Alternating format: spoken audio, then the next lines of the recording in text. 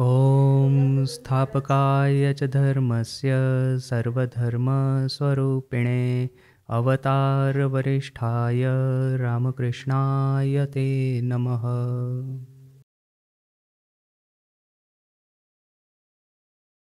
स्वामी विवेकानंद का my plan of campaign Bharat में दिए हुए भाषणों की श्रृंखला में से एक। हम देख रहे थे कि किस तरह से स्वामी जी अमेरिका गए योग और वेदांत का प्रचार करने के लिए। उस समय उनके सामने जो विरोध खड़े हुए उसका यहाँ पे स्वामी जी उसका प्रतिकार कर रहे हैं। एक तरह से बता रहे हैं कि उनके साथ में क्या क्या हुआ, जिससे कि भारत की आने वाली पीढ़ियाँ, आने वाली जनरेशन, इनको पता रहे कि भारत के उत्थान में सही सही कौन से फैक्टर्स है जो कि भारत के उत्थान के लिए रिस्पॉन्सिबल है। झूठ मूठ की बातें तो बहुत सारे लोग करते हैं, अपना पेट्रियोटिज्म दिखाने वाले लोग बहुत सारे हैं, किंतु जो कार्य, अपने शब्दों को कार्य में परिणत कौन करते हैं, तो बहुत कम लोग ही ऐसे दिखाई देते हैं। और यहाँ पे स्वामी विवेकानंद वो एक महापुरुष थे, वो एक युग नायक थे कि जिन्होंने भारत की उन्नति के लिए, भारत को, सुप्त भारत को फिर से उत्थित करवाने के लिए अपना जीवन समर्पित किया। यहाँ पे स्वामी जी अपने खुद के गुणगान नहीं गाना चाहते हैं, किंतु यहाँ पे आइडियाज़ की लड़ाई है, विचारों का युद्ध है, कौन के किसके विचार जीतते हैं। क्योंकि विचारों के ऊपर में तो नया भारत गढ़ने वाला है। यदि हम ये सोचना शुरू करें कि नहीं, थियोसॉफिकल सोसाइटी का बहुत अच्छा कंट्रीब्यूशन है, तो चलो हम ये जो महात्मा जिनके बारे में वो बात करते हैं, कुथुमी और मौर्य तिब्बत में कहीं पे रहते हैं और वहाँ से वो हवाई मार्ग में आकर के ना टेलीपैथी से हमको मैसेज देते हैं, तो चलो वो कौन है, क्या है, उसके बारे में पढ़े। तो बिना मतलब का अपना दिमाग भ्रष्ट करने की बजाय स्वामी जी ने जो सिखाया है अद्वैत वेदांत, ये अद्वैत वेदांत क्या है उसको समझने का प्रयास करें। तो यहाँ पे बात सिर्फ ये नहीं है कि थियोसॉफिकल सोसाइटी की विजय होती है न कि स्वामी विवेकानंद की विजय होती है। देखने वाली बात है कि अद्वैत वेदांत की विजय होती है, न कि वो तथाकथित महात्माओं की विजय होती है। विचारों का युद्ध विचारों के क्षेत्र पे डट करके लड़ा जाना चाहिए, तभी तो भविष्य में आने वाले भारत की नींव इतनी मजबूत बनेगी कि आज यदि हम चांद के ऊपर में ये स्पेसक्राफ्ट भेज रहे हैं, ये मार्स मंगल ग्रह के ऊपर में भेज रहे हैं, तो वो कहीं पे हवा हवा में यह सब न हो जाए, वो कुथुमी और मौर्य का फोटो लेके वो कहीं चांद या तो फिर मंगल ग्रह पे हमारा स्पेसक्राफ्ट न पहुंच जाए। यह सब मतलब कौशन और प्रिकॉशन रखने के लिए स्वामी जी ने विचारों का ये युद्ध छेड़ा है। अभी यहाँ पे हम आगे देखते हैं कि स्वामी जी और क्या कहते हैं। पॉइंट नंबर 5, इसका टाइटल मैंने दिया है persecution of Swami Vivekananda, reform societies of Madras. अभी देखिए कि जिस तरह से कलकत्ता में रिफॉर्म सोसाइटीज़ थी, ये खास करके जिसका सबसे प्रोमिनेंट नाम है ब्राह्मो समाज, तो यहाँ पे मद्रास में भी, आज के चेन्नई में भी इस तरह की रिफॉर्म सोसाइटीज़ थी। अभी स्वामी जी हमारे सामने, इस श्रोताओं के सामने एक बड़ा ही क्लियर डिस्टिंक्शन खड़ा करते हैं। स्वामी जी कहते हैं कि कलकत्ता की जो रिफॉर्म सोसाइटीज़ थी, या तो है वो एक तरह से जैसे कि पथभ्रष्ट हो गई है, क्योंकि कलकत्ता का जो एटमॉस्फियर है पूरा, वो एक्शन और रिएक्शन में चला गया है। जबकि चेन्नई या तो फिर मद्रास की रिफॉर्म सोसाइटीज़ है वो उससे कहीं ज़्यादा बेहतर है। क्यों? क्योंकि ये जो एक्शन और रिएक्शन जो बंगाल में आया था वो चेन्नई में नहीं आया। अभी स्वामी जी ये एक्शन और रिएक्शन का क्या अर्थ करते हैं, ये एक हम देखेंगे। दूसरा, स्वामी जी कहते हैं कि बंगाल में रिवाइवल हो रहा है जबकि मद्रास में ग्रोथ हो रहा है। तो ये 4 टर्म्स स्वामी जी ने हमको इस पैसेज में, जो पैसेज हम पाठ करेंगे उसमें दी है। सबसे पहले तो कहते हैं कि चेन्नई, कलकत्ता की तरह एक्शन और रिएक्शन मद्रास में नहीं आया है। दूसरी बात कहते हैं कि कलकत्ता में रिवाइवल हो रहा है जबकि मद्रास में ग्रोथ हो रहा है। इनका क्या अर्थ है इन टर्म्स का वो देखेंगे। पहले ये पैराग्राफ हम पढ़ लेते हैं। तो स्वामी जी ने सबसे पहले तो थियोसॉफिकल सोसाइटी के बारे में कहा, थियोसॉफिकल सोसाइटी को अच्छे से डांटा सबके सामने। उसके बाद में ये ब्रह्मो समाज को ले लिया, मजूमदार को ले लिया, क्रिश्चियन मिशनरीज को डांट दिया। अभी बारी है ये रिफॉर्म सोसाइटीज़ मद्रास की। स्वामी जी क्या कहते हैं, now I come to the reform societies in Madras. अभी मैं मद्रास की रिफॉर्म सोसाइटियों के बारे में दो शब्द कहना चाहता हूँ। They have been very kind to me, वो मेरे प्रति बड़े अच्छे से वो वर्तन किए हैं, मेरे साथ में बड़े अच्छे से पेश आए हैं। They have given me very kind words, उन्होंने बड़े अच्छे शब्दों से मेरी सराहना की है, बड़े अच्छे से मेरे साथ में वर्तन किया है। And they have pointed out and I heartily agree with them that there is a difference between the reformers of Bengal and those of Madras. और ये मद्रास की रिफॉर्म सोसाइटियों ने मुझे कहा है, दे पॉइंटेड आउट कि कलकत्ता की रिफॉर्म सोसाइटीज़ में और मद्रास की रिफॉर्म सोसाइटीज़ में बहुत बड़ा फ़र्क है। और मैं उनके साथ में एग्री होता हूँ कि हाँ ये फ़र्क है और सही बात है। Many of you will remember that I have very often told you that Madras is a very beautiful state just now. आप में से बहुत सारे लोगों को शायद याद होगा कि मैंने पहले भी कई बार कहा है कि मद्रास अभी आज एक बड़ी ही सुंदर परिस्थिति में है। It has not got into the play of action and reaction as Bengal has done. Bengal की तरह एक्शन और रिएक्शन के चक्रावात में मद्रास नहीं फंस गया है। Here there is steady and slow progress all through. यहाँ पे धीरे से किंतु एक स्टेडी प्रोग्रेस है, slow and steady progress Madras में चल रहा है। Here is growth and not reaction. यहाँ पे ग्रोथ हो रहा है, रिएक्शन नहीं हो रहा है। In many cases and to a certain extent there is a revival in Bengal. Bengal में जो हो रहा है वो एक तो रिएक्शन भी हो रहा है, एक एक्शन भी हो रही है और कुछ हद तक रिवाइवल भी हो रहा है। But in Madras it is not a revival, it is a growth and a natural growth. किंतु मद्रास में रिवाइवल नहीं हो रहा है, ग्रोथ हो रहा है और वो भी नेचुरल ग्रोथ हो रहा है। As such I entirely agree with what the reformers point out as the difference between the two peoples, but there is one difference which they do not understand. अच्छा, इस वजह से क्योंकि मद्रास में रियल ग्रोथ हो रहा है, इसकी वजह से मैं एग्री होता हूँ कि मद्रास के रिफॉर्म सोसाइटीज़ में और बंगाल की रिफॉर्म सोसाइटीज़ में बड़ा डिफरेंस है। वहाँ पे एक्शन रिएक्शन और रिवाइवल हो रहा है कलकत्ता में, जबकि यहाँ पे मद्रास में ग्रोथ हो रहा है, कहीं कहीं पे नेचुरल ग्रोथ हो रहा है। तो अच्छा, अभी इसके बाद का जो पैराग्राफ है उसको पढ़ने से पहले हम इस पैराग्राफ को बड़ा क्लियरली समझते हैं कि स्वामी जी क्या कहना चाहते हैं। देखिए, भारत देश एक तरह से देखे तो 1000 साल के अंधेरे में से गुजरा हुआ है, क्योंकि यदि देखें कि वैदिक सभ्यता का अस्ताचल जब हुआ, या तो कहेंगे कि वैदिक सभ्यता धीरे धीरे अपनी अंत समय तक पहुंची, उस समय भारत में बुद्धिज़्म का प्रचार बड़े पैमाने पे होने लगा था।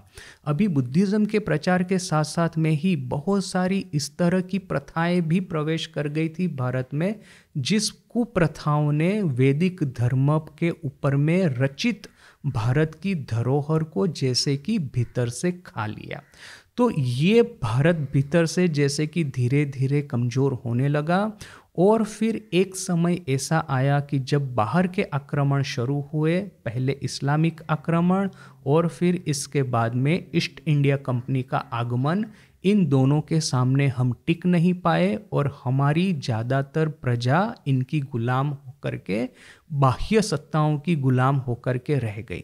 अभी जब ये 18th सेंचुरी, 17th सेंचुरी, ये सब जिस समय स्वामी जी और स्वामी जी के कुछ समय के पहले का काल, जब भारत में एक तरह से पुनः ये एक, क्योंकि ठाकुर का जन्म हुआ था 1836 में, वेरी इंटरेस्टिंग ईयर, कि उसी समय भारत में एक मॉडर्न एजुकेशन सिस्टम को एंटर करने का प्रयास किया गया था। प्रयास क्या, वो प्रवेश करवाई गई थी, और जिसका एक हेतु था कि ये जो जितने भी भारतीय है या तो फिर उनको गुलाम बना के रखो या तो फिर उनको क्लार्क बना के रखो ईस्ट इंडिया कंपनी के, ब्रिटिश राज के, जिससे कि उनके मन में एक ही बात रह जाए, बाकी सब बातें चली जाए कि उनको कैसे भी करके ब्रिटिश राज ईस्ट इंडिया कंपनी को सर्व करना है, उनको सहूलियत पहुंचानी है भारत में अपना बिजनेस करने के लिए। तो एक क्लार्क मेकिंग फैक्ट्री भारत में 1836 में ही चालू हो गई थी। किंतु ये जो विदेशी एक तरह का एजुकेशन, इंग्लिश लर्निंग भारत में जैसे प्रवेश किया, साथ साथ में ही देखिए कि भारत ने भी इसका उत्तर दिया भारतीय संतों को जन्म दे करके। इन संतों में सर्वप्रथम अग्रणी है हमारे भगवान श्री रामकृष्ण। 1836 में ही उनका जन्म हुआ और उन्होंने हमारी हिंदू सभ्यता की जितनी भी साधनाएं हैं सब साधना करके उसमें सिद्धि प्राप्त की, और आखिर में हमको महामंत्र दिया ब्रह्म शक्ति एक, अभेद, स्थिर है तो ब्रह्म है, चलित है, कार्य करती है तो वो शक्ति है।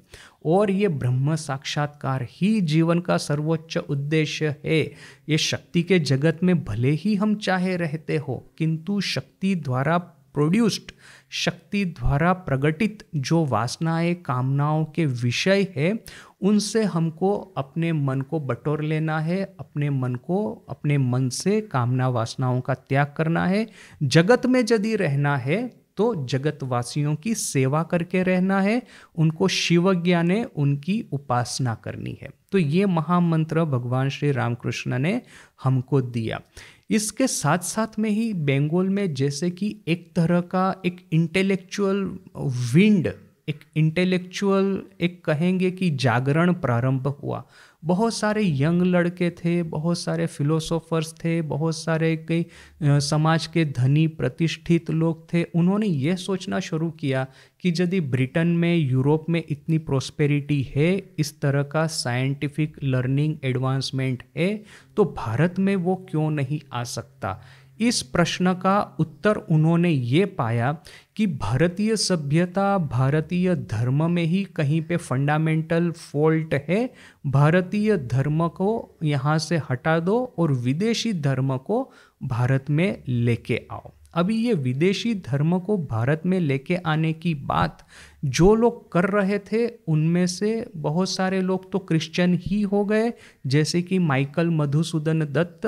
और कुछ लोगों ने सोचा कि 100% यदि क्रिश्चियनिटी को भारत में लाएंगे तो शायद भारतीय लोग उसको एक्सेप्ट नहीं करेंगे, तो बेटर है कि क्रिश्चियनिटी का एक अंश लेकर के अपने इंडियन कल्चर के साथ में उसको एक तरह का खिचड़ी बना करके उसको लोगों के सामने प्रस्तुत किया जाए, which might be more palatable to the people, जो कि शायद लोगों को और ज़्यादा बेटर पसंद आए। तो वो खिचड़ी प्रयास था ब्रह्मो समाज। तो ये ब्रह्मो समाज, ना कि ये क्रिश्चियन मिशनरी, सब लोगों ने मिलकर के भारत में एक ऐसी हवा खड़ी की कि यदि भारत में भारतीय धर्म को नहीं हटाया जाएगा, भारतीय धर्म के जो कुरिवाज है, कुरीतियाँ है, उसको संपूर्ण रूप से नेस्तनाबूद नहीं किया जाएगा, तब तक भारत का यूरोप की तरह उत्थान नहीं होने वाला। तो ये एक पूरा चालू हुआ। अभी देखिए कि साथ साथ में ही कुछ लोगों ने ऐसा सोच लिया कि अरे ये बाहर से जो प्रथाएं भारत में आ रही है ये तो बड़ा ही डेंजरस है, हमारी पुरानी प्रथाएं क्या गलत है, उसमें क्या कुछ फॉल्ट है क्या, बोल करके इन लोगों ने जितने भी मोस्ट रिप्रेसिव एस्पेक्ट थे अपने भारतीय धर्म के, हिंदू धर्म के, उसको फिर से पुनर्जीवित करने का प्रयास किया। जिसमें कि जैसे एक है कि काला पानी, स्वामी जी काला पानी क्रॉस करके विदेश में गए हैं, यानी कि वो नात बाहर हो गए हैं। ये जो शशधर पंडित क्या करता था, कलकत्ता में अपने धर्म की विज्ञान के आधार पे व्याख्या करता था। अभी ये प्रयास कुछ गलत नहीं है, प्रॉब्लम यही है कि ऐसा करने से आप ना ही धर्म को समझेंगे ना ही विज्ञान को समझेंगे।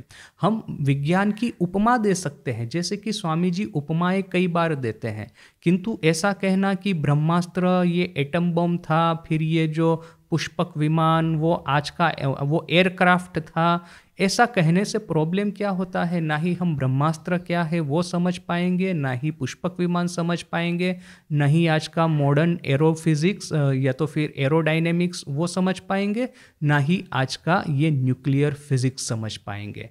तो ये मैंने दोनों के वर्स्ट एस्पेक्ट को कंबाइन करना जैसे कि हुआ। तो ये एक्शन और रिएक्शन बंगाल में उस समय हो रहा था। कोई कोई लोग कहता है कि भारतीय धर्म को तिलांजलि दे दो, कोई कोई कहता है नहीं, भारतीय धर्म के जितने भी रिप्रेसिव एस्पेक्ट है, जितने की वो कुनीतियाँ कुरिवाज है, सब सही है, कुछ भी आपको चेंज करने की जरूरत नहीं। तो इस तरह से एक एक्शन रिएक्शन वहाँ पे हो रहा था। स्वामी जी कहते हैं बंगाल में रिवाइवल हो रहा है। रिवाइवल का अर्थ क्या है कि वही नीतियाँ, वही जाति धर्म प्रथाएं जिसने कि भारत का पहले मतलब जो जवाबदार थी भारत के पतन के पीछे, which were the root cause, जिसने कि भारत को 1000 साल की निद्रा में सुला दिया, वही नीति रीति प्रथाओं को पुनः जीवित करे और उसी का पुनः प्रचार करे। तो ये हो गया एक्शन रिएक्शन और रिवाइवल। एक कहता है कि जो कुछ भी हिंदू धर्म में था, यदि सती प्रथा है, बाल्य विवाह प्रथा है, उसको भी हमको स्वीकारना चाहिए। स्वामी जी अपने पत्र में बार बार ऐसे कुछ लोगों को गाली देते हैं कि इन लोगों का और कुछ काम नहीं है, 10 साल की लड़की का गर्भाधान कैसे हो इसकी वैज्ञानिक व्याख्या करते बैठते हैं। ऐसा गुस्सा था स्वामी जी का इन लोगों के ऊपर में। तो ये दोनों तरह से, कोई कहता है कि हिंदू धर्म को ही छोड़ दो, कोई कहता है कि हिंदू धर्म की जितनी भी पुरानी प्रथाएं हैं, जितनी भी कुरीतियां हैं, जितने भी कुरिवाज है, सबको पुनः जीवित करो, तभी ये हम भारत फिर से वो सुवर्ण युग में जाएगा। तो ये एक्शन रिएक्शन रिवाइवल का अर्थ वही हुआ कि पुनः कुप्रथाओं को जागृत करना। ये चल रहा था कलकत्ता में। स्वामी जी कहते हैं कि मद्रास में ऐसा नहीं है। मद्रास में जैसे कि ग्रोथ है, मद्रास में जैसे कि एक नेचुरल ग्रोथ कहीं कहीं पे दिख रहा है। अभी नेचुरल ग्रोथ का अर्थ क्या है? देखिए कि एक तो अंडरस्टैंडिंग होनी चाहिए कि भारत की कुछ कुरीतियाँ, कुछ कुरिवाज हमारी पतन के लिए कारणभूत थे। ऑन दी अदर हैंड, ये जो अपने प्रस्थान त्रय है, श्रुति प्रस्थान, स्मृति प्रस्थान, न्याय प्रस्थान, उपनिषद, श्रीमद् भगवद गीता और ब्रह्मसूत्र, इन तीनों के भीतर में जो रत्न भंडार छुपे हुए हैं, उनको यदि पुनः जीवित किया जाए, उनको यदि आजकल जैसे कि स्वामी जी कहते हैं कि वन के वेदांत को ये महिला के किचन में, स्त्रियों के किचन में, ये किसान की कुटिया में, ये विद्यार्थी के क्लासरूम में यदि लाया जाए, तो फिर भारत का पुनः जन्म होगा, पुनः उत्थान होगा, रेनेसां होगा। तो ये इसको कहते हैं ग्रोथ। कुछ बेटर एस्पेक्ट को ले लो और कुछ एस्पेक्ट को छोड़ दो। स्वामी जी बड़ा ही क्लियरली हमको इस प्रवचन में नहीं किंतु बहुत सारे प्रवचन में समझाते हैं कि श्रुति और स्मृति इस तरह से दो विभागों में हम अपने शास्त्रों को बांट सकते हैं। स्मृति जैसे कि मनुस्मृति वगैरह, क्या उसका क्या तात्पर्य है, क्या उसका अर्थ है कि प्रत्येक युग में एक तरह की सोशल स्ट्रक्चर को देख करके एक सामाजिक धर्म की रचना की जाती है। और श्रुति क्या है? जो कि अनंत काल से वही जो प्रिंसिपल से, वही जो सनातन तत्व है, अनंत काल से वही चलते आएंगे। उसको देश काल पात्र परिस्थिति के अनुसार मॉडिफाई करने की कोई आवश्यकता नहीं पड़ेगी। ये जो श्रुति और स्मृति का डिस्टिंक्शन स्वामी जी करते हैं, उसी को हम कल डिस्कस किए थे व्यष्टि धर्म और समष्टि धर्म में। व्यष्टि धर्म अर्थात कि मेरा ईश्वर या तो फिर आत्म साक्षात्कार के लिए, ईश्वर साक्षात्कार या आत्म साक्षात्कार के लिए जो उपासना करनी है वो है मेरा व्यष्टि धर्म, जो कि श्रुति एस्पेक्ट में दिया गया है। वो हमेशा से एक ही तरह से बराबर चलता आएगा, क्योंकि ना ही मनुष्य का स्वरूप चेंज बदलने वाला है, मनुष्य के ये जो गुण है, हमारे ये जो पंचक्लेश है, षडरिपु है, ना ही वो बदलने वाले हैं, ना ही ये ईश्वर का स्वरूप बदलने वाला है, ना ही ये साधन की पद्धतियाँ शायद बदले, किंतु साधन की पद्धतियों के पीछे के जो प्रिंसिपल्स से वो कभी नहीं बदलने वाले। तो वो व्यष्टि धर्म या तो फिर श्रुति आधारित नियम और आदर्श एक ही रहने वाले हैं, किंतु जो स्मृति के आधार पे ये जो समष्टि धर्म बना है उसमें बहुत सारे परिवर्तन युग युगांतर के अनुसार होते ही रहेंगे। एक समय था कि जबकि राजा राज्य करते थे, ब्राह्मण विद्याभ्यास करते थे, अध्ययन अध्यापन करवाते थे, जो शूद्र थे वो या तो खेती में काम करते थे या तो फिर वो परिचर्या का काम करते थे। तो यह सब उस समय की प्रथा थी। आज की प्रथा के अनुसार, आज के सामाजिक नियमों के अनुसार हमको स्मृति धर्म या तो समष्टि धर्म बदलना होगा, उसको हमको मॉडिफाई करना होगा, अपडेट करना होगा। तो ये जो अपडेट है वो स्वामी जी ने हमको दिया है कि शिव ज्ञान से जीव सेवा, जो कि आज का समष्टि धर्म है, जो कि आज की स्मृति है। तो स्वामी जी ने नई स्मृति हमको दी है, नई श्रुति हमको नहीं दी। श्रुति के जो तत्व है सनातन चिरंतन तत्व, वही उपनिषद में थे, वही भगवद गीता में है, वही ब्रह्म सूत्र में थे और वही आज कथामृत में हमको मिल जाएंगे। कुछ भी फर्क हमको नहीं दिखेगा। बस समष्टि धर्म या तो स्मृति धर्म वो आज के युग के अनुसार हमको देखना है कि किस तरह से हम अपडेट कर सकते हैं। तो ये आज के युग के अनुसार, वर्तमान युग की आवश्यकता के अनुसार स्मृति धर्म में जो स्वामी जी अपडेट लाए उसको कहते हैं नेचुरल ग्रोथ। एक और हमने अपने इटर्नल प्रिंसिपल्स को भी पकड़ के रखा है, दूसरी ओर कुप्रथाएं हैं जैसे कि बाल्य विवाह प्रथा या तो फिर ये सती प्रथा या तो फिर ये दहेज प्रथा या तो फिर ये विदेश में नहीं जाना, काला पानी क्रॉस नहीं करना, वो जो कुप्रथाएं हैं उसको हटा करके शिव ज्ञाने जीव सेवा रूपी आज का आधुनिक समष्टि धर्म स्वामी जी लेके आए। ये हो गया नेचुरल ग्रोथ। ये नेचुरल ग्रोथ एक तरह से मद्रास में चल ही रहा था, जिसको कि आकर के स्वामी जी ने संपूर्ण किया।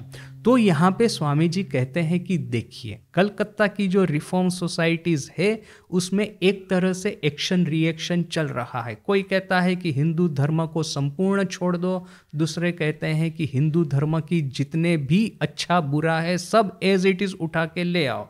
अच्छा यानी कि ये आत्मतत्व, बुरा यानी कि ये सती प्रथा वगैरह जो कुप्रथाएं थी, सब कुछ 100% हमको आज से 1000 साल पहले था सब लेके आना है। ये एक्शन रिएक्शन और रिवाइवल भी वही कि वही आज के 1000 साल पहले वाले जो कुप्रथा से मंडित हिंदू धर्म को पुनः जीवित किया जाए। तो स्वामी जी कहते हैं कि मद्रास की रिफॉर्म सोसाइटी और कलकत्ता की रिफॉर्म सोसाइटी में बहुत बड़ा अंतर है और इस बात से मैं एग्री भी होता हूँ, किंतु बस एक ही प्रॉब्लम है मद्रास की रिफॉर्म सोसाइटीज में। क्या प्रॉब्लम है? उन्होंने स्वामी जी को धमकी देने का दुस्साहस किया था। देखिए स्वामी जी क्या कहते हैं, but there is one difference which they do not understand. एक डिफरेंस है जो कि किसी को समझ में नहीं आता। Some of this societies I am afraid try to intimidate me to join them. ये कुछ सोसाइटी थी मद्रास की, उन्होंने मुझे धमकी दी, मुझे डराया, मुझे धमकाया कि तुम हमारी सोसाइटी में ज्वाइन कर लो। That is a strange thing for them to attempt. ये एक बड़ी आश्चर्यजनक बात है उनके लिए। तो क्यों भाई मुझे धमकी देंगे? आपको क्या लगता है कि मुझे धमकी देना क्या कार्यरत होगा क्या? A man who has met starvation face to face for 14 years of his life, who has not known where he will get a meal the next day and where to sleep, cannot be intimidated so easily. एक ऐसा व्यक्ति जिसने कि 14 साल इस पृथ्वी पे भ्रमण किया है, गांव गांव शहर शहर गया है, कभी पेड़ों के नीचे सोया है तो कभी कुटिया में सोया है तो कहीं राजमहल में सोया है, जिसको ये नहीं पता कि अभी सुबह को खाया तो शाम का खाना कब मिलेगा, शाम खाया तो फिर सुबह का खाना कब मिलेगा, जिसके लिए भूख ताप सर्दी ठंड गर्मी सब एक समान है। क्या ऐसे व्यक्ति को आप धमका सकते हैं क्या कभी भी? A man almost without clothes who dared to leave where the thermometer registered 30 degrees below zero without knowing where the next meal was to come cannot be so easily intimidated in India. एक ऐसा व्यक्ति जिसके पास में पहनने को कपड़े भी नहीं थे, एक ऐसी जगह पे वो सोता था जहाँ पे थर्मोमीटर -30 डिग्री रजिस्टर करता था, भयानक ठंड, उसमें भी वो सोने का साहस करता है। क्या इस तरह के व्यक्ति को आप क्या सही में डरा सकते हैं? इस तरह के व्यक्ति को आप धमका करके कह सकते हैं कि हमारी सोसाइटी ज्वाइन कर लो वरना तुम्हारे साथ में बहुत बुरा होगा? ऐसा कभी नहीं होने वाला। देखिए, स्वामी जी जो प्रव्रज्या किए, वो प्रव्रज्या का पूरा यहाँ पे नट शेल में जैसे कि हमको दे दिया उसका चितार। कहाँ गांव गांव शहर शहर घूमते थे, कभी राजा के महल में रहते थे, कभी वो मंत्री है, कभी ये शेठ है, धनी व्यक्ति है, वो उनकी सराहना करते थे, उनके पैर के सामने बैठ करके उनके पास में से धर्म के तत्व सुनने का आग्रह प्रदर्शित करते थे। कहीं वो रेलगाड़ी में जा रहे हैं, भूखे बैठे हैं और सामने एक व्यक्ति आ गया, उसको फिर ये सन्यासियों के प्रति बड़ा ही गुस्सा था, तो स्वामी जी को दिखा दिखा करके वो अच्छी अच्छी चीज़ें अपने वो बटुए में से निकाल करके खा रहा है, बोल रहा है तुम ये सन्यासी हो, बोल करके ही तुमको कुछ खाने को नहीं मिलता, देखो मैं काम करता हूँ तो कितना बढ़िया मजे से खाता हूँ। तो ऐसे लोगों को एक बार वही स्वामी जी जंगल में सोए हैं, शेर आ गया, तो स्वामी जी सोचते हैं कि यदि शेर की इच्छा है तो मुझे खा ले, यदि इस जगत में मेरा कोई कर्तव्य नहीं है, भगवान श्री रामकृष्ण देव का मिशन यदि पृथ्वी पे समाप्त हो गया है, तो ये शेर भले ही मुझे खा ले, भले ही इस अस्तित्व का अंत आ जाए। किंतु शेर उनको खाने की बजाय वहां से चला जाता है। स्वामी जी मृत्यु के सामने खड़े रह करके भी, शेर के सामने खड़े रह करके भी, वो उनके हृदय में कभी भी डर का संचार, भय कभी भी प्रकट नहीं होता। अल्मोड़ा में गुफा में ध्यान कर रहे हैं, उनकी बहन की आत्महत्या का समाचार आया, तो यह सोच करके स्वामी जी ने क्या ये सोचा कि क्यों मैं अपने परिवार की रक्षा नहीं कर पा रहा हूं? स्वामी जी ने यह सोचा कि ये कोटि कोटि बहनें हैं मेरी भारत में, क्या मैं उनकी रक्षा नहीं कर पाऊंगा? स्वामी जी ने अपने परिवार को अपनी माँ, बहन, भाइयों से विस्तृत करके पूरे भारत को और आखिर में तो जैसे पूरे जगत को अपने परिवार में वो आश्वस्त कर लिया था, अपने परिवार में समाहित कर लिया था। जब वो अमेरिका गए थे तो क्रिस्टिन ग्रीनस्टीडल, वो एक उसका बहुत बड़ा फैमिली था, कई 10-11 भाई बहन थे, बड़ी गरीब थी, खुद टीचर थी, घर का भरण पोषण करना मुश्किल हो जाता था। स्वामी जी अपनी जो ये लेक्चर दे करके जो उनको डोनेशन वगैरह मिलता था, उसमें से कुछ कुछ रुपया वो क्रिस्टिन ग्रीनस्टीडल को भेजते थे, क्योंकि पता था कि वो सही सही एक साधिका है और यदि फाइनेंशियल स्टेबिलिटी थोड़ी मिलती है तो ठीक तरह से ईश्वर प्राप्ति की उपासना कर सकती है। तो देखिए कि स्वामी जी ने अपनी बहन के लिए ऐसा नहीं किया, किंतु वो क्रिस्टिन ग्रीनस्टीडल के लिए उन्होंने ऐसा किया। तो ये अपने परिवार को सिर्फ अपने परिवार में आबद्ध नहीं रख करके पूरे भारत, पूरे विश्व में फैलाना, यह स्वामी जी ने किया है। कहाँ स्वामी जी के सामने इतने लोग विरोध करते थे। अमेरिका स्वामी जी गए थे तो रास्ते में चलते थे तो लोग उनके ऊपर में पत्थर फेंकते थे। बड़े कुछ मिशनरीज लोगों ने इस तरह से उनके विरुद्ध में प्रचार करना शुरू कर दिया था कि ये बिल्कुल निम्न चरित्र का व्यक्ति है। उनकी हत्या करने के लिए कॉफ़ी में विष दे करके उनको दिया गया था, जहर दे करके उनको कॉफ़ी पिलाने का प्रयास किया गया था। तो जिनकी हत्या के लिए प्रयास किया गया हो, जो मृत्यु के सामने पतित होकर के भी डरते नहीं है, इस तरह के स्वामी जी को क्या यह लोग डरा पाएंगे? ये मद्रास की रिफॉर्म सोसाइटीज़ कि या तो हमारे सदस्य हो जाओ या तो फिर हम तुमको देख लेंगे। तो स्वामी जी कहते हैं कि एक डिफरेंस है ये कलकत्ता की रिफॉर्म सोसाइटीज़ और मद्रास में। कलकत्ता वाले वहाँ पे एक्शन रिएक्शन चल रहा है, रिवाइवल चल रहा है। कोई कहता है कि ये भारतीय धर्म की, हिंदू धर्म की कुप्रथाओं को जागरूक करो, दूसरे लोग कहते हैं कि भारतीय हिंदू धर्म को ही पूरा ख़त्म कर दो। तो एटलीस्ट वो यदि चेन्नई में, मद्रास में नहीं हो रहा, तो कलकत्ता वाले एटलीस्ट स्वामी जी को धमकी भी नहीं देते थे कि हमारी सोसाइटी ज्वाइन कर लो वरना तुम्हारा बड़ा ही अहित होगा। तो चाहे ये रिफॉर्म सोसाइटी कलकत्ता की हो न कि मद्रास की हो, सबके भीतर में एक फेटल फ्लो था कि कोई विचार नहीं समझ पा रहे थे, तो कोई स्वामी जी को नहीं समझ पा रहे थे, कोई ना ही धर्म को समझ पा रहे थे, तो कोई ना ही स्वामी जी के मिशन को समझ पा रहे थे। तो यहाँ पे स्वामी जी कहते हैं कि इन दोनों के बीच में डिफरेंस है, स्वीकार करता हूँ, किंतु आखिर में at the end of the day यदि देखा जाए तो ना ही ये मद्रास की रिफॉर्म सोसाइटी किसी काम की है, ना ही कलकत्ता की रिफॉर्म सोसाइटीज। इनके आधार पे, इनकी विचार सरणी पे, इनके आइडियोलॉजी पे, आदर्श पे नए भारत का नवनिर्माण कभी नहीं होने वाला। नए भारत का नवनिर्माण यदि होगा तो भगवान श्री रामकृष्ण देव के चिह्नित आदर्श पर ही होगा, इसके अलावा और कोई आदर्श नहीं है। This is the first thing I tell them, ये मैं उनको पहली बात बताता हूँ। I have a little will of my own, मेरा खुद का एक विल पावर है, मेरा खुद का एक सामर्थ्य है, मेरा खुद का एक विजन है। I have my little experience too, मेरा एक छोटा सा अनुभव भी है। छोटा अनुभव अर्थात कि पूरे विश्व में भ्रमण करके पूरे विश्व की साहित्य, उनका संस्कृति, उनकी सिविलाइजेशन का अंडरस्टैंडिंग, अभ्यास करके उनको योग और वेदांत सिखाना। स्वामी जी कहते हैं छोटा सा एक्सपीरियंस है, और कुछ मैंने नहीं किया है, पूरे विश्व का भ्रमण किया है, पूरे विश्व की साहित्य संस्कृति को समझा है, धर्म को समझा है, और पूरे विश्व में मैंने अपने भारतीय वेदांत को, श्री रामकृष्ण देव के आदर्शों का प्रचार किया है। इतना ही किया है और कुछ नहीं किया है। And I have a message for the world which I will deliver without fear, without care for the future. और मेरा इस जगत को देने के लिए एक मैसेज है, एक संदेश है, एक आदर्श है, जिस आदर्श को मैं बिना किसी द्विधा के, बिना किसी भय के, बिना भविष्य की चिंता किए इसका मैं प्रचार करूंगा। तो ये है स्वामी विवेकानंद।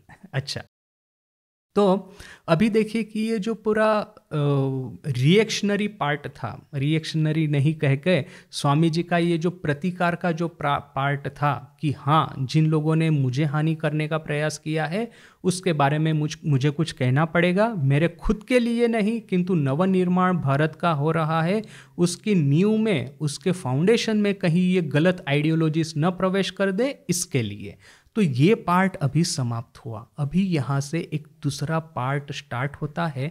स्वामी जी अभी पूरे भारत के बारे में बात करते हैं कि भारत का भविष्य हमको यदि सुधारना है, भारत को फिर से वही देशों की अग्रणी कक्षा में बैठना है, भारत को फिर से विश्व गुरु होना है, तो भारत को क्या करना होगा, ये बात स्वामी जी यहाँ से स्टार्ट करते हैं।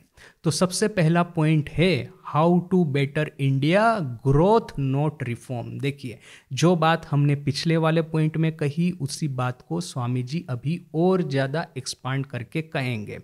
To the reformers I will point out that I am a greater reformer than any of them. ये जितने भी रिफॉर्मर है उन सबको मैं कहता हूँ, सीना तान के अपने सीने पे छाती ठोक करके मैं कहता हूँ कि यदि आप रिफॉर्म लाना चाहते हैं तो आपसे कई गुना ज़्यादा रिफॉर्म मैं ले आना चाहता हूँ, आपसे कहीं ज़्यादा बड़ा रिफॉर्मर तो मैं हूँ। They want reform only little bits, I want root and branch reform. वे लोग छोटी मोटी बातें रिफॉर्म करना चाहते हैं, मैं बिल्कुल पाए में से, बिल्कुल फाउंडेशन में से रिफॉर्म लाना चाहता हूँ। Where we differ is in the method, किंतु हमारा डिफरेंस कहाँ पे है, वो है हमारी मेथोडोलॉजी में, हमारी पद्धति में। Theirs is the method of destruction, mine is that of construction. उनकी मेथड है डिस्ट्रक्शन की, मेरी मेथड है कंस्ट्रक्शन की। I do not believe in reform, I believe in growth. मैं रिफॉर्म में विश्वास नहीं करता, मैं ग्रोथ में विश्वास करता हूँ। I do not dare to put myself in the position of God and dictate to our society. मैं ऐसा कोई दावा नहीं करता, ऐसा कोई दुस्साहस नहीं करता अपने को ईश्वर की जगह पे रख करके, भगवान की जगह पे रख करके, और भारतीयों को मैं जैसे कि कहूँ, आदेश दूँ this way thou shouldn't move and not that. आपको इस तरह से कार्य करना है, उस तरह से मत करो। इस तरह का उपदेश, इस तरह का दुस्साहस भारतीयों को उपदेश देने का मैं नहीं करता हूँ। I simply want to be like the squirrel in building of Rama's bridge who was quite content to put on the bridge its little quota of sand dust. बस मैं वही वो गिलहरी की तरह होना चाहता हूँ जिसने कि राम सेतु बनाने में अपना छोटा सा अवदान दिया, छोटे छोटे पत्थरों को राम सेतु के ऊपर में रख करके। गिलहरी यदि वो छोटे पत्थर नहीं भी रखती तो भी राम सेतु बन जाता, किंतु गिलहरी का कर्तव्य था कि उसको मदद करनी है, उसने अपना कर्तव्य पालन किया। दिस इज माई पोजीशन, ये मेरी पोजीशन है। अभी देखिए कि यहाँ पे स्वामी जी क्या कहना चाहते हैं। सबसे पहले तो स्वामी जी कहते हैं कि छोटे मोटे जो रिफॉर्म आप करना चाहते हैं कि हिंदू धर्म में ये गलत है, हिंदू धर्म में वो गलत है, ये सब बातों को मैं स्वीकार ही नहीं करता। सर्वप्रथम तो समझे कि हिंदू धर्म क्या है। ये श्रुति और स्मृति दो पार्ट है, व्यष्टि धर्म है, समष्टि धर्म है। व्यष्टि धर्म या तो श्रुति एस्पेक्ट को पुनः जीवित करना है एज इट इज, जो कि वेद में था, उपनिषदों में था, जो कि अपने सुवर्ण युग में था भारत के, उसको एज इट इज ले आना है। किंतु यह जो समष्टि धर्म है या तो फिर ये स्मृति है, स्मृति या समष्टि धर्म को आज के युग के अनुसार युगोपयोगी बना देना है। अभी ये ब्राह्मण, ये शूद्र, ये चंडाल, ये दरिद्र, ये छूत, ये अछूत, ये सवर्ण, ये निम्न वर्ण, ये सब चीज़ों को अभी आपको तिलांजलि दे देनी है। नए भारत में सभी नागरिक एक ही लेवल पे है, सभी को एक ही तरह का अधिकार है, एक तरह का अधिकार नहीं। स्वामी जी तो कहते हैं कि यदि ब्राह्मण के लड़के को एक शिक्षक की आवश्यकता है तो शूद्र के लड़के को 10 शिक्षक की आवश्यकता है। यानी कि ये स्वामी जी कहते हैं कि जिसकी जो आवश्यकता है उसके अनुसार उसको रिसोर्स एलोकेट किए जाए, नहीं कि फिर ये बड़ा आदमी है, ये उच्च वर्ण का आदमी है तो उसको ज़्यादा लाभ मिले, ये निम्न वर्ण का है तो उसको कम लाभ मिले। ये करुणा, ये भारत के दरिद्रों के प्रति अपना हृदय खोल करके उनको अपने हृदय में समावेश करना, उनके प्रति एक अनंत प्रेम, यह था स्वामी जी का महामंत्र आज के युग के लिए। यदि आप अपने घर में बैठ करके पैसे कमाते हैं, जब ध्यान करने का प्रयास करते हैं और आप सोचते हैं कि आपके घर के बाहर जो दरिद्र लोग जो कि फुटपाथ पे, रास्तों पे रह रहे हैं, रात को भूखे सोते हैं, उनके बच्चे रोते रोते गलियों में घूमते रहते हैं, भिक्षा मांगते रहते हैं, और इससे यदि आपके हृदय में करुणा का प्रवेश नहीं होगा, करुणा का उदय नहीं होगा, तो आप मनुष्य किस काम के? आप मनुष्य नहीं है, राक्षस है, दैत्य है। तो ये था स्वामी जी का युग मंत्र, युग नायक स्वामी जी का युग प्रयोजनकारी मंत्र। तो स्वामी जी कहते हैं छोटे मोटे रिफॉर्म छोड़ दीजिए कि ये विधवा है, उसका पुनः विवाह नहीं होगा तो वो अच्छे कपड़े नहीं पहन सकती है, गहने नहीं पहन सकती है, छोटी मोटी बातें हैं। रूट एंड ब्रांच रिफॉर्म लाओ समष्टि धर्म में, स्मृति धर्म में, तब कहीं जाकर के भारत का पुनः उत्थान होगा। This wonderful national machine has work through ages. ये हमारा वंडरफुल नेशनल मशीन है जिसने कि युग युगांतर तक बड़ा ही सुंदर कार्य करता आ रहा है। This wonderful river of national life is flowing before us. ये वंडरफुल नदी है जो कि हमारी नज़र के सामने अपनी भारतीयता, भारतीय परंपरा को युग युगांतर से वहन करते लेके आ रही है। Who knows and who dares to say whether it is good and how it shall move। ये वंडरफुल मशीन, ये वंडरफुल रिवर, ये प्रवाह नदी का, जैसे कि गंगा स्वर्ग से नीचे उतर करके पृथ्वी पे बह रही है, भारतीय अपनी धर्मभूमि रूपी ये गंगा, कौन साहस करके कह सकता है कि इस गंगा को कौन दिशा में बहना है, कौन दिशा में नहीं बहना है? Who knows and who dares to say whether it is good and how it shall move। कौन कहेगा, कौन दुस्साहस करेगा गंगा के प्रवाह को बदल देने का, गंगा के प्रवाह को जिस डायरेक्शन में जा रहा है वो अच्छा है या बुरा है, ऐसा जजमेंट देने का, निर्णय लेने का दुस्साहस किसका है? Thousands of circumstances are crowding around it, giving a special impulse, making it dull at one time and quicker at another। हजारों हजारों परिस्थितियां हैं जो कि इस हमारी भारतीय गंगा नदी के चारों ओर इर्द गिर्द मंडरा रही है। कभी कभी इस नदी का प्रवाह थम जाता है, कम हो जाता है, ठहर जाता है, कभी बड़े ही जोर के साथ में इस नदी का प्रवाह फिर से बहता है। Who dares command it's motion. किंतु इस नदी के प्रवाह को कमांड करने का, कंट्रोल करने का, नियंत्रण करने का साहस किसमें है? हजारों परिस्थितियां हैं, हजारों भारतीय है, हजारों फैक्टर्स है जो कि भारत रूपी गंगा नदी का प्रवाह ठीक करते हैं। कोई एक मनुष्य, कोई एक रिफॉर्म सोसाइटी या कोई एक रिफॉर्मर ऐसा दावा कभी नहीं कर पाएगा कि मैं ठीक करूंगा कि इस नदी का प्रवाह किस ओर जा रहा है और किस ओर जाना चाहिए।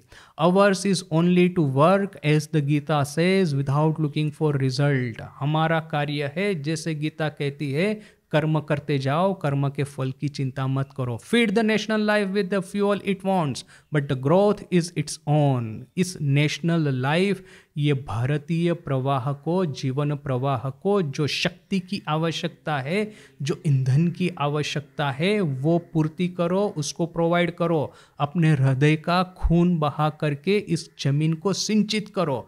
किंतु इस नदी का प्रवाह किस ओर जाएगा उसकी चिंता आप छोड़ दो। None can dictate its growth to it. कोई भी उसका ग्रोथ या तो प्रवाह का डायरेक्शन ठीक नहीं कर पाएगा, नहीं करना चाहेगा, या तो फिर करने का साहस नहीं करना चाहिए। देखिए स्वामी जी ये बात यहाँ पे क्यों कहते हैं? क्योंकि वो कहते हैं कि भारतीय जो प्रवाह है वो, ये दूसरा पॉइंट है जो कि स्वामी जी हमको बड़े अच्छे से समझाते हैं कि प्रत्येक नेशनल प्रवाह, प्रत्येक देश का इतिहास उसको उसकी परिस्थिति के अनुसार विभिन्न रास्तों पे लेके जाता है। यूरोप या तो फिर ये वेस्टर्न सिविलाइजेशन का प्रवाह उनको political power, military power, scientific power की ओर लेके गया। भारतीय प्रवाह हमको धार्मिक प्रवाह की ओर, धार्मिक पावर की ओर, स्पिरिचुअल पावर की ओर लेके गया। आज यदि आप ये कहेंगे कि भारत में से इस धर्म को नेस्तनाबूद कर दो, वही European military power, European technological engineering power, industrial power Bharat में लेके आओ, तो ये बात भारत में कभी भी सफल नहीं होगी। देखिए स्वामी जी ये नहीं कहते कि भारत में इंडस्ट्रीज डेवलप नहीं होनी चाहिए। स्वामी जी ये नहीं कहते कि भारत में nuclear physics, biotechnology, medical science या तो जेनेटिक साइंस, आर्टिफिशियल इंटेलिजेंस, ये सब डेवलप नहीं होना चाहिए। स्वामी जी कहते हैं सब कुछ करो किंतु धर्म की भित्ति के ऊपर में करो। जैसे स्वामी जी कहते हैं कि अमेरिका में यदि आपको धर्म भी सिखाना है तो कहना पड़ेगा कि ये वेदांत धर्म सीखने से, प्रतिदिन योगाभ्यास करने से आपको पॉलिटिक्स में ये बेनिफिट होगा। जबकि भारत में आपको पॉलिटिक्स में इम्प्रूव लाना है तो आपको कहना पड़ेगा कि ये नई डेमोक्रेटिक मेथड को आप इम्प्लीमेंट कीजिए तो आपके धर्म में आपकी उन्नति होगी, आपकी साधना, आपकी उपासना और अच्छे से चलेगी। भारत में सब कुछ धर्म की, उपासना की, आध्यात्मिकता की भित्ति पे बना है। यूरोप में सब कुछ जैसे कि भौतिकता की भित्ति पे बना है। तो वो भौतिकता का भित्ति या तो मटेरियलिस्टिक फाउंडेशन भारत में आप लाना चाहेंगे, कहेंगे कि स्पिरिचुअलिटी को डिमोलिश कर दो, उसकी जगह ये मटेरियलिस्टिक फाउंडेशन बिठा दो, तो समझ लीजिए कि यह प्रयास कभी भी सफल नहीं होने वाला है। ये जो अपनी ये आदि गंगा, ये सेलेस्टियल रिवर, ये स्वर्ग में से उतर करके हिमालय से ये भारत के ये मैदानों में, भारत के जंगलों में, भारत की खेतों में, भारत की भूमि में जो बह रही है उसका प्रवाह बदलने का दुस्साहस मत करो। बस यही देखो कि उसके प्रवाह में कहीं कहीं पे चट्टानें गिरी है, कहीं कहीं पे बाधा आ गई है, कहीं कहीं पे लैंडस्लाइड हुई है। तो अपने हृदय का खून बहा करके, अपने पसीना बहा करके उस चट्टान को, लैंडस्लाइड को, वो बाधाएं हैं उसको दूर कर दो। ये प्रवाह को अपने आप बहने दो। वो जिस डायरेक्शन में जाए उस डायरेक्शन की चिंता आप मत कीजिए। बस अपना जो जी जान लगा करके कर्तव्य पालन करना है, गंगा के प्रवाह को बहते देने का, वो करते रहिए। कभी भी यह मत सोचिए कि यहाँ पे मैं डैम बना करके दूसरी डायरेक्शन में गंगा को ले जाऊंगा। ऐसा करने का दुस्साहस कभी मत कीजिए। वो प्रवाह स्वर्ग से, हिमालय से, भारत के नदी, जंगल, पहाड़, वन, वनराजी, शहर, गांव, जो जिस तरह से चलता जा रहा है चलने ही दीजिए। आध्यात्मिक डायरेक्शन जो हमारी हजारों साल पहले पकड़ी हुई है उसको बदलने का प्रयास तनिक भर मत कीजिए। वो स्वामी जी हमको यहाँ पे समझाते हैं। इसके बाद का जो पॉइंट है वो भी एक बड़ा इंटरेस्टिंग पॉइंट है, किंतु वो थोड़ा सा लंबा है, उसको अभी हम कल देखते हैं। आज यहीं तक। ओम शांति शांति शांति। हरि ओम तत्सत। श्री राम कृष्णार्पणमस्तु। स्वामीजी এখানে একটা उपमा দিচ্ছে। वो यहाँ पे स्वामी जी उपमा दे रहे हैं, गंगा के प्रवाह के साथ में कंपेयर करके भारतीय आध्यात्मिकता की उपमा दे रहे हैं, कंपेयर कर रहे हैं। अभी जैसा कि गंगा का प्रवाह जितने जोर से हिमालय से वो ज़मीन पे आता है और ज़मीन पे भी आकर के भारत के वो गांव शहर में जाकर के सागर में मिलित होता है, तो वैसे ही उतने ही जोर से ये भारतीय आध्यात्मिकता का प्रवाह भारत में बह रहा है। देखिए कि प्रत्येक युग में नए नए संत महात्माओं का जन्म होता रहा है। श्री रामकृष्ण तक आप देखिए कि पूरी एक अनब्रोकन लाइन है, जो संत महात्मा साधक अवतार भारत पे आ ही रहे हैं, और जैसे कि ये गंगा नदी की तरह प्रवाहित होकर के भारत की भूमि को आध्यात्मिकता से सिंचित करते रहे हैं। तो जितना वेग से गंगा का प्रवाह बहता है, उतना ही वेग या तो उतना ही पावर आप ये हमारे ऋषियों में, मुनियों में, संतों में, कवियों में, अवतारों में, सिद्ध महापुरुषों में आपको मिलेगा। Equal right, equal right versus equal opportunity. Equal right का अर्थ आपने बिल्कुल वैसे एनालिसिस परफेक्ट ही किया है। सबको नौकरी मिलनी चाहिए, और गवर्नमेंट में यदि इन लोगों को नौकरी नहीं मिलती तो रिजर्वेशन खड़ा करें।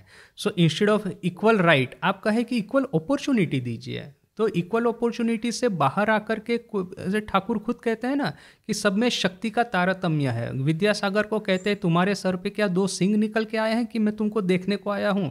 तुम्हारे भीतर में विद्या है, तुम्हारे भीतर में दया है, करुणा है, इसलिए मैं तुमको देखने के लिए आया हूँ। ठाकुर वैसे ही हर किसी को देखने को तो नहीं जाते थे, कामी लोभी ऐसे लोगों को। तो फिर शक्ति का तारतम्य है, तो शक्ति के अनुसार कोई प्रोग्रेस करेगा, कोई नहीं करेगा, किंतु अपॉर्चुनिटी सबको मिलनी चाहिए। ऐसा नहीं होना चाहिए कि ब्राह्मण के लड़के को अपॉर्चुनिटी मिलती है, शूद्र के लड़के को नहीं मिलती। ऐसा नहीं होना चाहिए। यहाँ पे एक बात है, देखिए कि व्यक्ति में तमस भी होता है, सत्व रजस तमस तीनों होते हैं, और पूरा हैंड्स ऑफ अप्रोच ठीक नहीं है। मैंने कुछ बच्चों को देखा है, उनके पेरेंट्स ना उनको कभी डिसिप्लिन नहीं करेंगे, तो इतना बैडली बिहेव करेंगे ना सोशल फंक्शंस में, हमको लगेगा कि अरे इस पेरेंट्स को दिख नहीं रहा है कि उसका बच्चा इतना एकदम आउट ऑफ कंट्रोल हो जा रहा है। सो पूरा लेसेस फेयर जिसको कहते हैं, हैंड्स ऑफ अप्रोच, वो 100% भी ठीक नहीं है।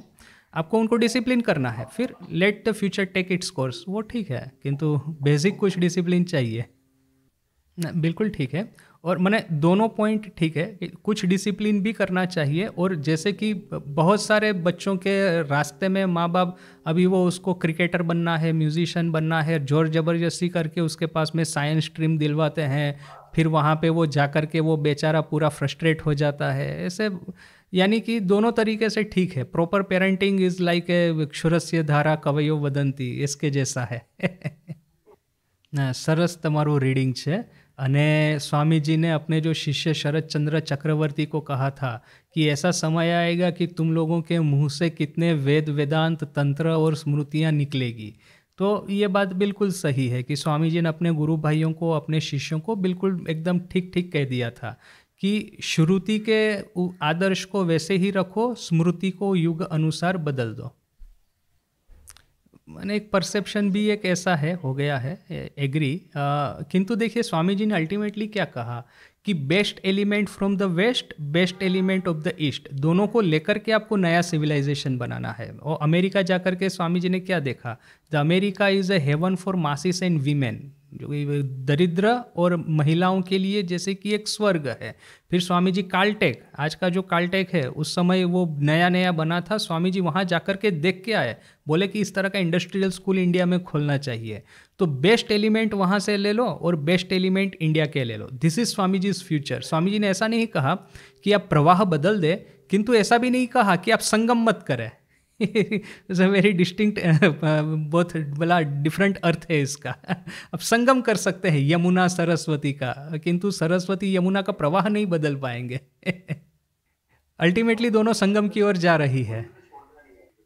मैंने नेचुरली दोनों एक दूसरे की ओर संगम को की ओर जा ही रही है। मैंने स्वामी जी की बात सुन करके ऐसा ही लगता है, क्योंकि स्वामी जी ने ऐसा तो नहीं कहा कि प्रवाह बदलो, तो फिर संगम कैसे होगा कि नेचुरली संगम की ओर जा ही रही है। ये जो अपने जो फ्रीडम मूवमेंट के जो प्रथम प्रथम जितने भी लीडर थे ना, सभी वो मोतीलाल नेहरू, जवाहरलाल नेहरू, फिर ये गांधी जी, ये सुभाष चंद्र बोस, लाला लाजपत राय, ये फिर जितने भी थे, वो सभी में देखिए कि ठाकुर और स्वामी जी से प्रभावित थे। बाद में ना इंडिपेंडेंस के बाद में ये सेक्युलरिज्म का ऐसा एक विष जैसे कि भारत में फैल गया ना, सभी लोग स्वामी जी को भूल गए।